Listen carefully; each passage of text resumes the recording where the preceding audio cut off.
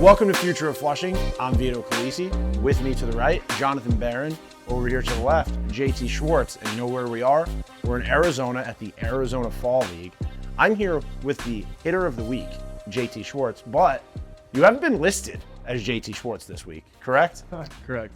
So, JT Schwartz, you've been listed as JT Schwartz? Yeah, I think he left the H out of my name. Tell us that story from your perspective and kind of what that led to throughout this week. Basically, Derek, who writes our lineup, I think it was the first night I was in there, left the H off. I think I hit a home run that day or something, and I didn't know about it until a day or two after, and he basically came up to me and was like, look, I left the H off your name yesterday, but I'm going to keep doing it because it worked yesterday, so I'm going to keep doing it. I said, look, Derek, I'm not very superstitious. I don't really buy into a whole lot of that, but whatever it takes, like from your end, sure, let's do it. So I guess he kept doing it throughout the week and ended up being a pretty good week. So I guess that might have been it. Well, 2023 was a great year for you, and we'll talk a little bit about all you accomplished with the Binghamton Rumble Ponies. But first, since we're here at beautiful Camelback Ranch, talk about what your experience has been like so far at the Arizona Fall League. As Vito mentioned, you've had a great start, regardless of whatever your name is set on the lineup card. What's it been like here for you? It's been great. Just getting to know a lot of the guys from other organizations, playing against a lot of talented guys, seeing a lot of good pitchers. It's kind of just overall a really good baseball experience. And also just not playing every day, I guess, is good in a sense to kind of be able to get your work in, have the days that are kind of dedicated to development and sort of like a pseudo off season. And then the days that you are playing, it's competitive. You're going out there, competing, performing, and all that. So it's just a lot of good players around here, a lot of really cool guys that we've gotten to meet, and it's been a good experience. How much would you say is talking shop with guys and like just having a good time versus like imparting wisdom on each other and getting advice and giving feedback to each other? Yeah, there's definitely a little bit of both. I think, if we're around the cages, there's a lot of good banter and stuff, but it's also, why are you doing this? Kind of what works for you, sort of thing.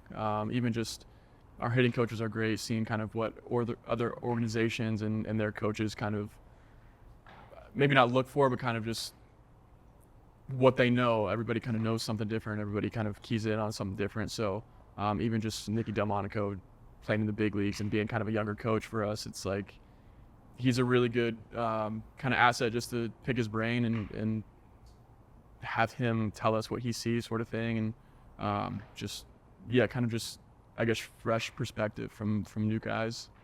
Well, we want to pick your brain a little bit about the 2023 Rumble Ponies, a team that Vito and I and all the Mets fans out there really enjoyed watching. You played in the playoffs this year.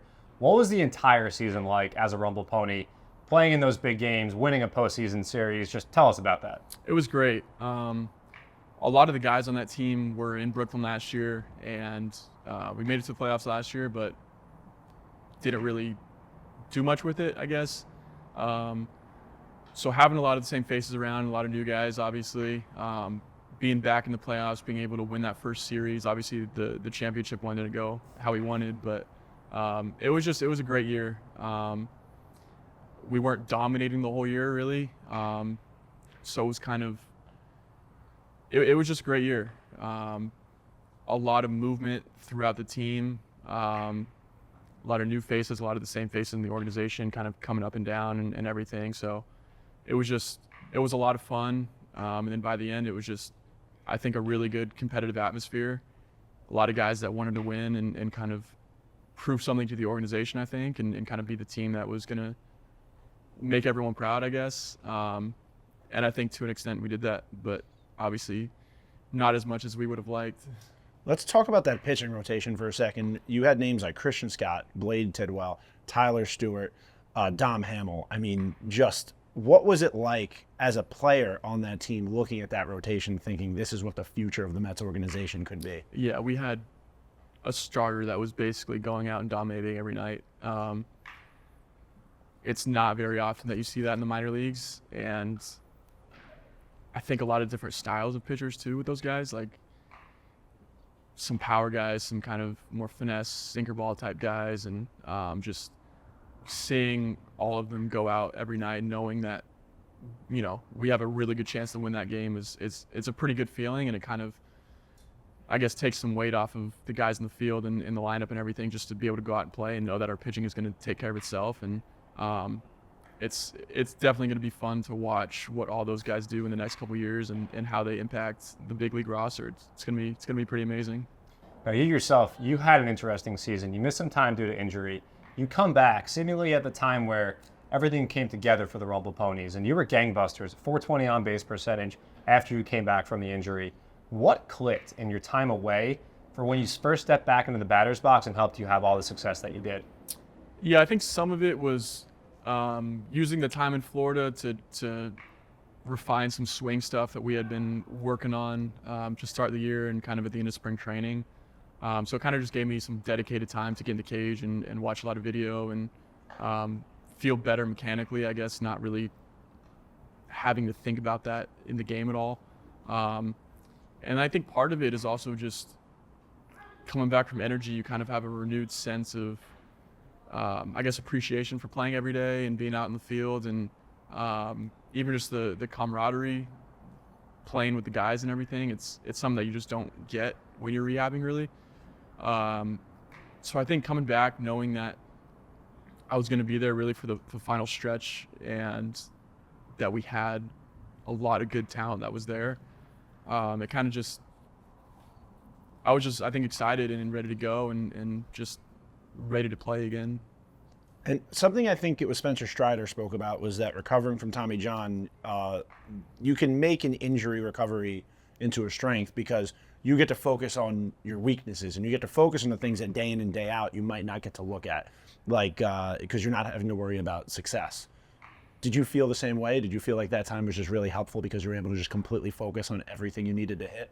Exactly, yeah. And you can kind of challenge yourself in ways, and you're just not worried about on-field performance. So having time, especially if you're really trying to key in on something, using that time and being able to just kind of go for it and really dedicate whatever you're working on, like in that time, dedicating yourself to that it's something that you just don't really get during the year, because as much as you try and isolate the development before the game and everything, there is that element of 7:05 first pitch. Whenever first pitch is, you got to go out there and be ready to play and kind of have a clear mind. So yeah, not having that on-field performance to worry about, I guess, it kind of allows more room for that specific development, I guess. Now, one thing that stands out about you, especially if you look at your baseball reference page, the back of your baseball card, is you're a guy that doesn't strike out much. You make a lot of contact. So talk about what your mindset is, your approach when you're in the batter's box. How do you go about constantly putting the ball in play the way you do? I think part of it is that I'm just a stubborn person in general. I think everybody in my family will tell you that. They know that. So I think just being in the box, I don't like feeling that I could have done something to put the ball in play and give myself a chance to get on base. And that's something that in my approach, I think I've kind of wrestled going back and forth with, maybe being a little more patient or being a little more aggressive, and maybe trying to not put those borderline pitches in play and give myself an opportunity to get a better count or walk, that sort of thing. But yeah, I think it's something I've always kind of done. Just put the ball in play and kind of have that gap-to-gap approach, I guess. And yeah, just, really just trying to see the ball and then try and be relaxed and not beat myself up there, I guess. Now, before the camera started rolling, a little peek behind the curtains, I asked JT if he had heard a comp that I had given on the podcast about yourself. Why don't you say who that player is, and then have you heard that comp before? John Olerud. Former Met great. Yeah. My first favorite Met player, by the way. So, go on. Mine was Lastings Millage. Yeah, it's funny you said that, because I've gotten that I can remember maybe 3 or 4 times in the past. I didn't really know much, if anything, about him kind of when I was high school, maybe like early college. Mm-hmm. I started watching his swing a little bit and seeing some film and everything. And I guess I can see it. I still don't really know a whole lot about, who he was as a player, just other than that he was a really good hitter. but yeah, I mean, I guess you can't complain with that. So I'll trust the people that have watched them more than I have, I guess. It's a compliment. It's definitely a compliment. Now, who were some of your favorite players growing up? Chase Utley was kind of my guy growing up. Oh, okay. More John Olerud talk, less Chase Utley talk, I think, is the key here. Yeah. Why Chase Utley? Wait, I'm very confused because another spoiler, because we talked before this, you told us you were an Angels fan. Yeah, I grew up an Angels fan. So where does Chase Utley come from? Chase Utley. So I think I had fun watching that 08 Phillies sort of era. What's wrong with you? This is just going totally off the rails We're not now. going to air this. This is before I had any affiliation with the Mets. That's fine. That's fine. No, so he was a UCLA guy, middle infielder. I know it's probably hard to believe that I used to play in the middle of the field. Interesting. Left-handed hitter, really short swing, kind of just a lot of line drives, kind of just, I guess, that really sort of gritty mentality at the plate. Just knew how to hit, and funny enough, grew up in Southern California as well. And funny enough, after he had kind of been my guy, watching him throughout the years when I was growing up, turns out we have the same birthday. That's cool. Yeah, I ended up meeting him at UCLA when I was there. It was great. Did you get to talk to him when you met him? A little bit. So he talked to us more as a team, and it was kind of more just listening and seeing what he had to say. Teach you how to slide in the second? Didn't ask him about that. No, but it was great. He was a guy. I think more recently it's been kind of Nolan Arenado. Just, yeah, I mean, guys that play good defense, guys that just, you can tell they're just gamers and love playing the game. And I like watching those guys. See, I have a controversial take, and I'm going to say it on a Mets-affiliated podcast, but I've said it before on another Mets podcast. Metsed up. I think that Chase Utley has a strong Hall of Fame case, especially as a second baseman. Name me 15 better second basemen in baseball history than Chase. And I'm saying this as a kid who had my heart broken in 07 by the Phillies, again in 08 by the eventual world champion Phillies, but Chase Utley is 2015. Well, that's He didn't break our heart, but it was a. he broke something else. But I really do think that Chase Utley has a Hall of Fame case. So I would like to agree with yeah, that. all right, and that's fine. It's a safe space to agree with that. We talked about you being an Angels fan before this, and I think Mets fans can relate to Angels fans because we're both in big cities with two major teams, and there's one team that everybody likes to talk about, and then there's the team that you love. What's it like being an Angels fan in LA, watching that other team get all the love like you did? Yeah. Like we did. I mean, I touched on it a little bit before we started rolling, but the Angels kind of are more of that Orange County team instead of being really in LA. So I guess there's a little bit of separation there, but it's still, I mean, yeah, it's having some of the talent that they've had and not really being able to do much with it. It's been disappointing to watch, even though there's been a lot of exciting moments and just being able to watch the guys like Trout and Ohtani and The Rally Monkey. the Rally Monkey. Getting to of watch the course. Rally Yeah. Monkey. Is the Rally Monkey still a thing? I think so. I haven't been to a game in a long time, but I would like to think it is.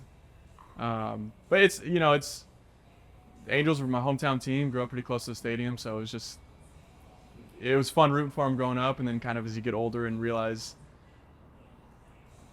some of the downfalls, I guess, it's I don't know, it dampens it a little bit, but it's still been fun to watch. Character. Builds character. Exactly. And you're a Cowboy fan too. When we met you today, you were wearing your Dallas Cowboys hat. That so might be That worse, must to be be even honest. tougher, honestly, for you, right? I was gonna say, yeah, it's the same boat, if not a little bit worse. You had a lot of Cowboys fans in the Mets system. Have you gotten to talk to Jet Williams? Jet, yep. Jet's a big Cowboys. Yeah, I'm sorry to dox these people and Yeah. talk about their fandom, but Brendan Hardy's a Cowboys fan. Is he really? Ryan Orr, strength coach, Cowboys fan. I mean, they are America's team. Yeah. For whatever Oh, reason. there's Cowboys fans everywhere.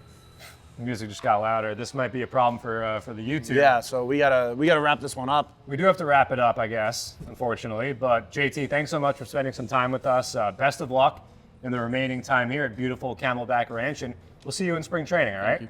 Yes, sir.